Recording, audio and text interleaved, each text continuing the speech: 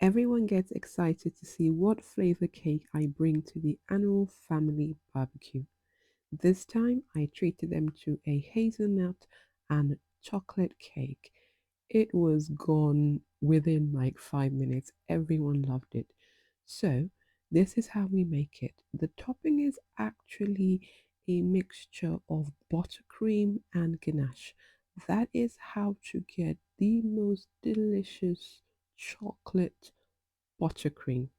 It also makes it nice and firm because the ganache gives it some heat stability, which is perfect if you are leaving it out on a summer day. So all I've done is just mixed some milk chocolate ganache with some buttercream to make that silky smooth. Just look at that buttercream. Here is the caramel, homemade caramel, which I have videos which will show at the top of your screen and also in the description section. And we're also going to be using hazelnut for both the filling and the topping. Grab yourself a bowl. You're going to need a food processor because you're going to need to grind the hazelnuts into smaller pieces. If you've not got a food processor, perhaps you can use a mortar and a pestle or just put it in a bag and bash it. But whatever you do, you want it to be in smaller pieces. We're going to warm the caramel. So although the caramel has been at room temperature, so that's why it's soft and easy to take out of the jar. If it's straight from the fridge, you might need to warm it up even more. But it's warm already, so I'm gonna put it in the microwave just for a couple of seconds, just so that it's more liquid in consistency, and that then will allow me to be able to mix the hazelnut and also to do the rest of the decorating. Now, the quantities for the buttercream initially, I just gauge it by eye, so I will put more information in the description section. So here is the hazelnuts, which is now being ground up into smaller pieces, and I'm going to be mixing it up with the caramel to give the hazelnut and caramel filling, which is going to go in the middle of the cake and on the top of the cake. So you're going to be getting all the goodness of the chocolate cake, chocolate ganache buttercream, as well as a caramel hazelnut topping. Is absolutely delicious. Look at that buttercream. Yeah, so the ratio of buttercream to ganache, again, I don't have specific measurements. I just sort of um, put enough that I see it turn from white to a nice chocolate color, and then I taste it. And once I'm happy, it's good to go. This is the best way that I find to make chocolate buttercream that tastes really, really gorgeous. So I've put it in a piping bag, and here is a handy pro tip. Once you put it in, obviously you want to squish all the buttercream down on the bottom. So I just use the edge of a knife just to push it down and fill up the bag, and then I'm going to clip it, and it's ready to go.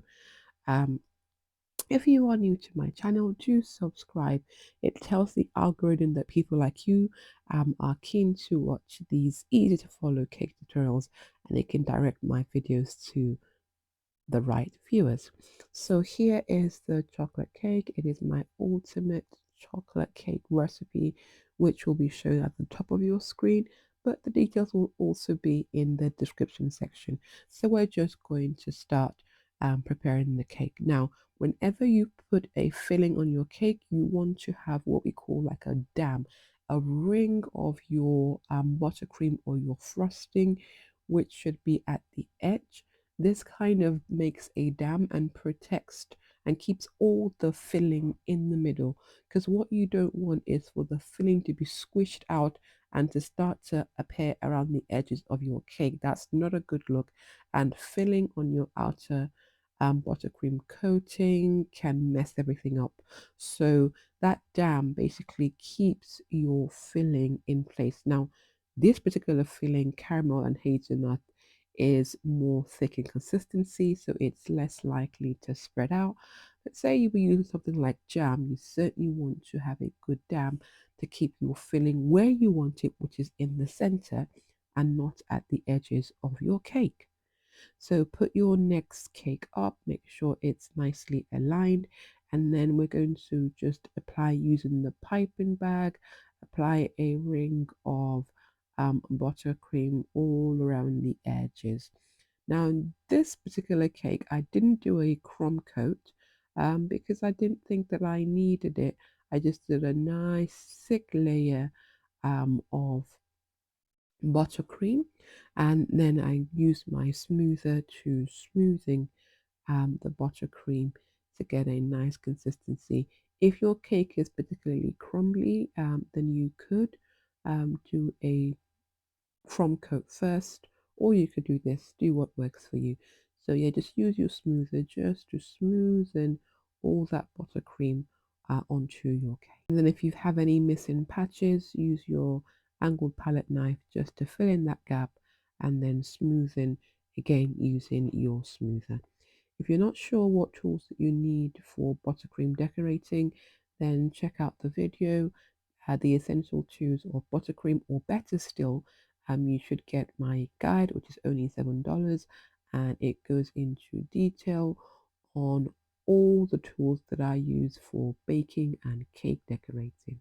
So pop some buttercream on the top, and then with your palette knife smoothing the buttercream. So you can see that I'm using a thick, nice, generous layer of buttercream, so that gets your cake covered in no time. If you don't know how to stack cakes or do basic crumb coating and cake decorating, then I'll put some videos in the description section that are really handy and will show you the entire process and get you learning and get you cake decorating with confidence. So once the top is nice and smooth, you'll get a bit of an overhang. Use your smoother to smoothing, and that will get you smooth edges. You'll see that some of the buttercream starts to be raised. This is a good thing because again, that gives me a sort of a ring of buttercream on which I can put the filling so it stays on the cake and doesn't spill out and ruin the look of my cake. Now, if your hazelnut and caramel has become a little bit stiff, you can pop it again in the microwave for just a few seconds just so that it's soft and easier to apply on the cake. And you just apply a nice general layer of hazelnut. I think this cake combo is so delicious. The chocolate cake goes with the ganache, goes with the caramel, goes with the hazelnut, and the hazelnut gives it unbelievable texture. And just because we just really, really like our cakes that taste really good, I'm adding a layer of caramel just to seal everything on together. And there is the finished cake. It's a beautiful cake. It's a nice cake and it's something different. So do try and make this for your family and loved one because everyone will be raving about your cakes. If you've got any questions or anything that you're not sure about this recipe or anything else, pop it in the comment section. Otherwise, till next time, happy baking.